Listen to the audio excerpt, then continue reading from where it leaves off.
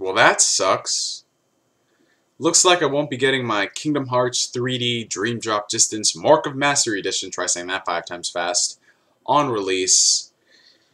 Oh dear, I really thought that I would, but according to Newegg, nah. But it's not too much of an issue, mainly because we've waited, what, 2 years for the game? I believe we can wait, well, me in particular, I can wait an extra 24 hours for it to get here. So here's hoping it arrives Wednesday. So for those who are looking forward to a release date unboxing and first impressions on the day, I'm sorry, but that won't come till later this week. Sorry I disappointed you, if you want to say. But anyway, we got something important to talk about today. We're going to be talking about The Hobbit, which, for those of you who don't know, The Hobbit is a 2-part film adaptation of the novel by J.R.R. Tolkien, which serves as a prequel to The Lord of the Rings, and it's being directed by Peter Jackson and some of the notable cast members from the original Lord of the Rings film trilogy, mainly Ian McKellen as Gandalf and Andy Serkis back in the mocap suit as Gollum, have returned. Now, when it came to The Hobbit, it was probably one of the few films this year that I was actually eagerly anticipating and checking out in theaters. Outside of the trio of superhero flicks that we had, The Avengers, Amazing Spider-Man, and Dark Knight Rises, I really didn't go to the movies much. I mean, there are those few exceptions, like going out, hanging out with friends, taking a girl, but outside that, really there's no point for me going to the movies, mainly because I feel the price of admission in my area, anyway, doesn't warrant it. You know, it's $12 for a ticket, factor in popcorn and soda, it's ridiculous. Might as well wait a couple months and get that same movie on Blu-ray and watch it whenever the heck I want. Pause, go to the bathroom, pee, come back, play. But, you know, when they announced that The Hobbit will be split into 2 parts, I saw a lot of mixed reactions towards it. One camp was extremely excited that they were going to be able to accurately tell the story this time around since they have 2 films for 1 book, while the other camp was like, really? This is nowhere near as long as the other Lord of the Rings books. How much more can you milk out of this? Personally, I would have to agree that I'm like in the middle camp if there ever was one. I can see where both sides of the spectrum are coming from. Because on one hand, I'm excited that they're going to be able to tell more of the story in a better light.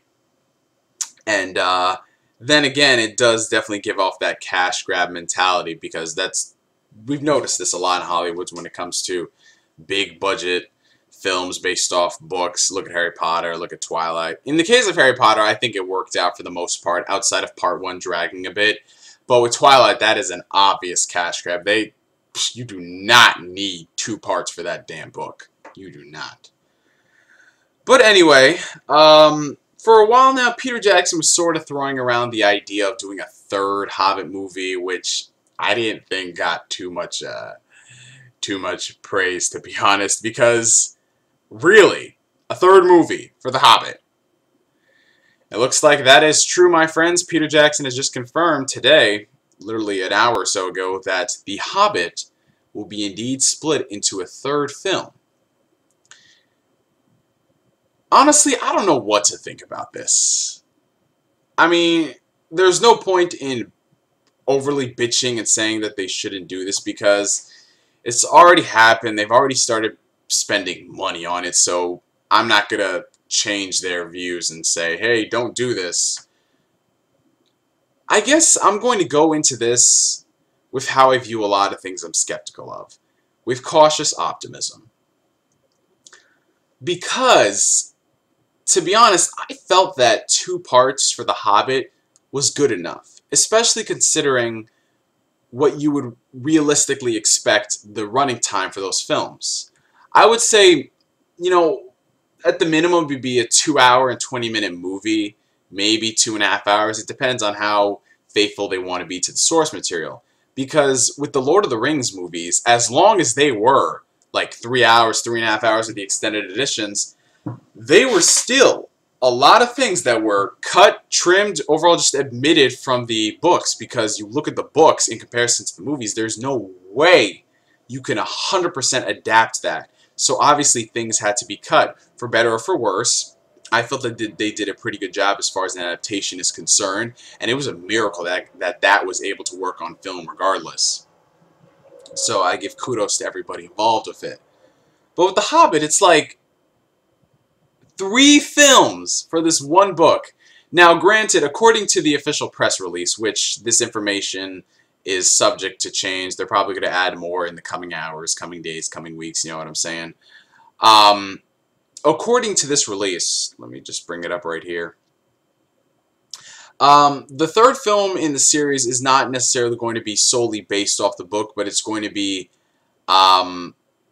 based on the 120 pages that J.R.R. Tolkien left behind, as well as filling some of the gaps between The Lord of the Rings and The Hobbit. So, yeah, take that as you will or whatever.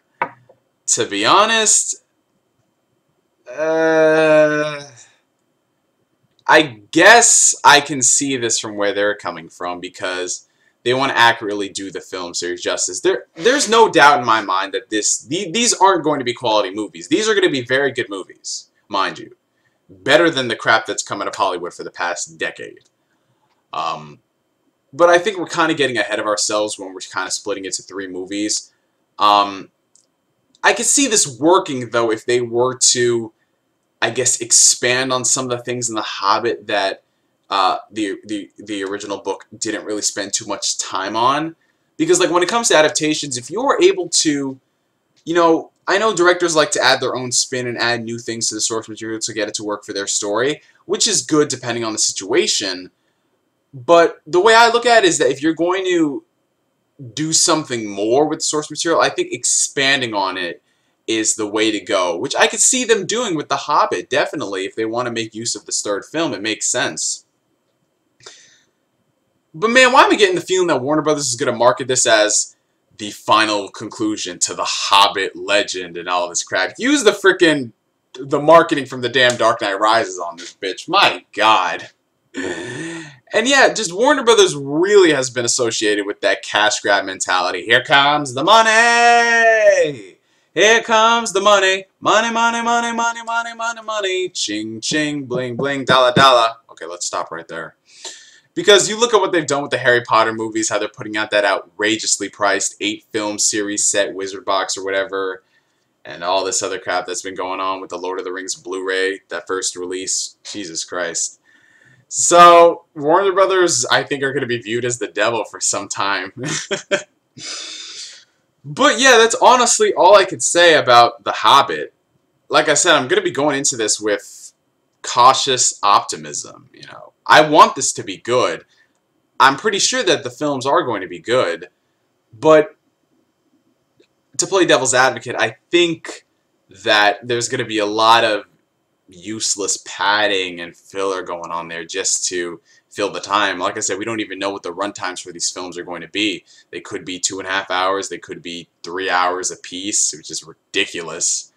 But yeah, I guess we'll just have to wait and see. The first part in the trilogy, The Hobbit, An Unexpected Journey, comes out this Christmas.